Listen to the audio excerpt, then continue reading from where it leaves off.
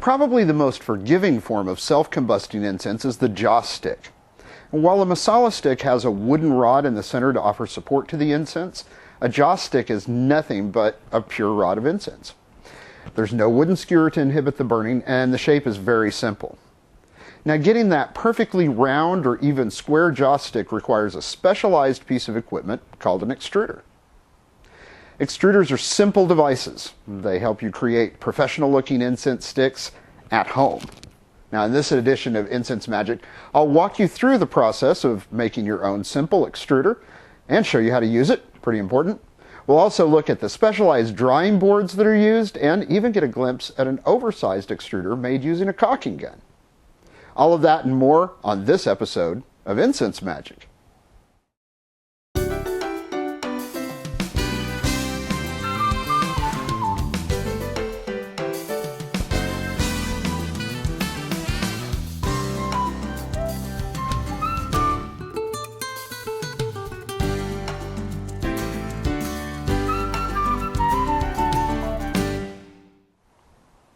Now, first let me explain that what we'll talk about and build on today's show is completely different than the tools that are used when commercial incense is made. The types of extruders we'll talk about are for artisan incense makers and for home incense makers. Now, joss sticks that are made in a factory are created using hydraulic machinery that puts the incense dough under tremendous pressure and then extrudes sticks in large quantities, very large. You can find video footage of these machines from many different places in Asia right on YouTube, but unless you're planning to open an incense making factory, the methods we'll discuss today will likely be more useful to you. Now, joss sticks can be made in a variety of ways. You can even make them completely by hand by simply rolling incense dough back and forth until you stretch it into a single thin piece. Joss sticks made this way are almost impossible to create with a truly consistent thickness and appearance. But they usually burn just fine, even if there is a significant change in the diameter. But if you want to get a consistent diameter and a nice, smooth, professional look, you really need to use an extruder. The concept behind an extruder is basically the same as a pastry bag. Incense dough is forced through a small opening so that it will emerge with a consistent thickness and shape. Although it's possible to extrude incense in different shapes, the round cylinder is most commonly used for incense. Personally, I think round sticks have the best burning properties, but any properly formulated incense blend should burn even if you extrude it as a triangle or a square stick. That shouldn't matter. Now, the type of extruder that we'll make today really is simple and inexpensive. You only need to purchase one or maybe two items, and the only tool that you need is a sharp knife or a razor blade. The main part of the extruder can be purchased in most hobby or craft stores. Any national chain hobby or craft store should have one or maybe more styles to choose from. But if your locally owned craft shop carries plastic clay like Fimo or Sculpey, then they'll also either sell a clay extruder, often called a clay gun, or they should be able to order one for you. And please support your local shops when you can. I purchased this clay gun recently for about $12. Most brands of clay guns look pretty much the same, so for all I know, they're all made in one factory and they just put them in different packages. So your experience will be very similar no matter where you buy your gun. Now, when you open the clay gun, you're going to find that it comes with an assortment of small metal discs with different sizes and shapes of holes cut in them. Now, it's tempting to just load up one of these discs and start extruding incense, but to get good results, you need to add one more item. Now, the reason for this is that the discs are very thin pieces of metal, so they act on incense dough a lot like a knife blade. Now, the plastic clays that these extruders are designed to use really do come out of the gun with a smooth surface, but the thicker, more viscous incense dough tends to come out of the disc with very rough, jagged edges, and that weakens the stick significantly. Now, if you use a disc with a large hole cut in it, you may get a rough appearing stick that will burn without breaking, but still going to be ugly. But the results are usually far better if you just add a simple tapered tip to your extruder. More and more of these clay guns are being made from plastic. My personal experience is that plastic extruders don't last long at all. They tend to break on their first use. In general, I avoid plastic tools for incense making if they have to be put under any kind of stress or pressure. You can try one, but I've broken, warped, or split every plastic extruder I've ever attempted to use. You can even use a pastry bag as an extruder, but again, they tend to self-destruct almost immediately. Now, if you absolutely have to use a plastic extruder, you'll want to add additional liquid to your incense so that it'll flow easier. That can lead to distorted shapes later when you dry the incense, but it really is your best chance to avoid destroying a plastic extruder. Now, this is a syringe that's used to dispense liquid or gel medications. They're often sold in pharmacies, but sometimes, if you ask nicely, pharmacists may just give you one for free.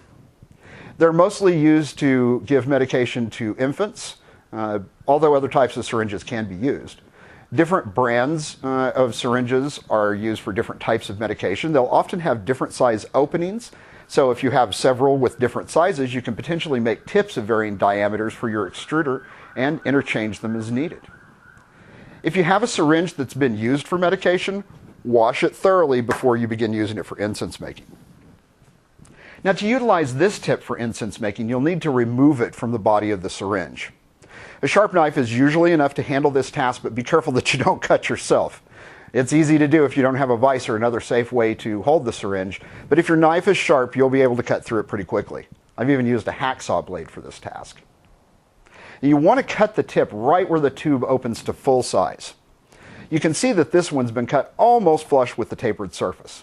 Leaving a lip bigger than just a few millimeters might stop the plunger from traveling its full length, so leave as small a lip as you possibly can. Now, with the tip cut off the tube, you can now insert it into your extruder. To do this, select one of the dies that came with your clay gun to secure that tip. Select the die with the smallest round hole that allows the tip to extend completely through. Too large of a hole can lead to leakage during use, but if the hole is too small, the tip may not fit down far enough, and again, it might limit the amount of travel that the plunger has.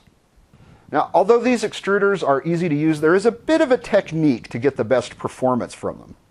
One thing you'll notice right away is that some incense dough is rather difficult to extrude. One of the easy ways to improve your dough for extruding is to add extra liquid to the blend, or even add a few drops of essential oil to act as a lubricant. Remember, that's going to impact the scent.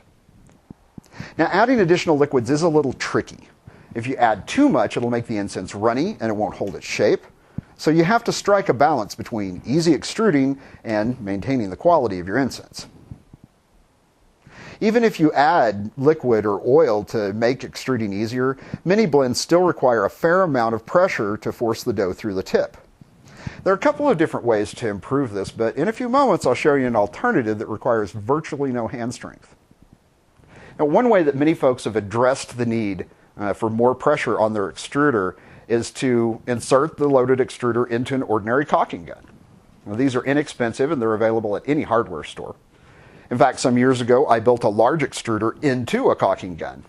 I used electrical conduit for the tube, and I used a conduit connector down at the tip so that cake decorating tips could be inserted into the connector to make incense of different thicknesses, different diameters, and even a variety of shapes.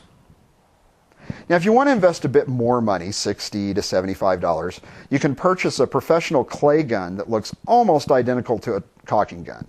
Now, these have much larger tubes than my caulking gun extruder did, and they're designed for clay, so they're really durable and capable of handling the stiff dough that's used for incense making.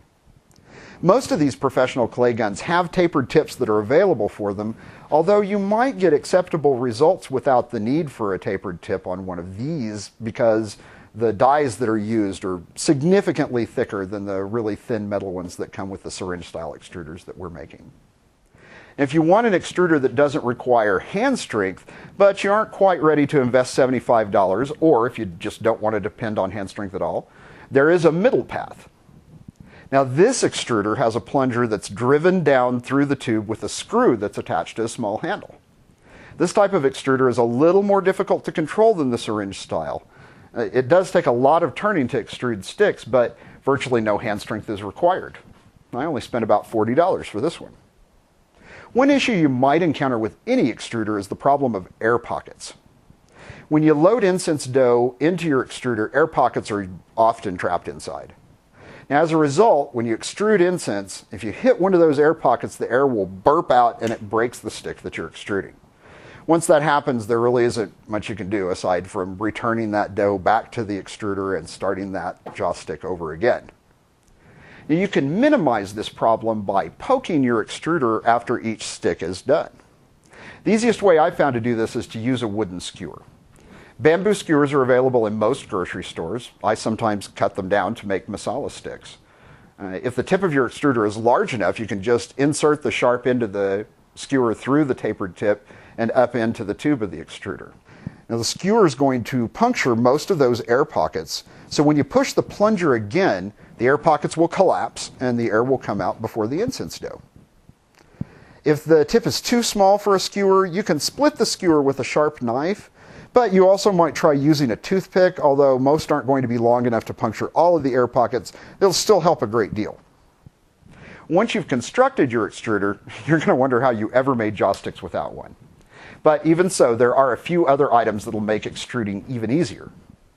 Within a few days of making my first extruder, I made my first drying board. If you're making hundreds of jaw sticks at once, you can use a drying board that just has a raised lip and is flat. That'll allow you to roll the massive sticks back and forth for even drying. But if you're an artisan or home incense maker, you might get better results with this style of a drying board. Now, you can see that there are wooden strips attached to the board. These allow you to extrude sticks directly onto the board while keeping the sticks nice and straight. To make this type of drying board, I just use those same bamboo skewers that I use for other incense making projects, and I glue them in straight lines that are evenly spaced on the board. You can see that this drying board has gaps in the strips. Those are used to cut the sticks while they're still wet. It's a great way to make sticks of a consistent length, but be sure that you use a really sharp knife to avoid distorting the shapes of the stick.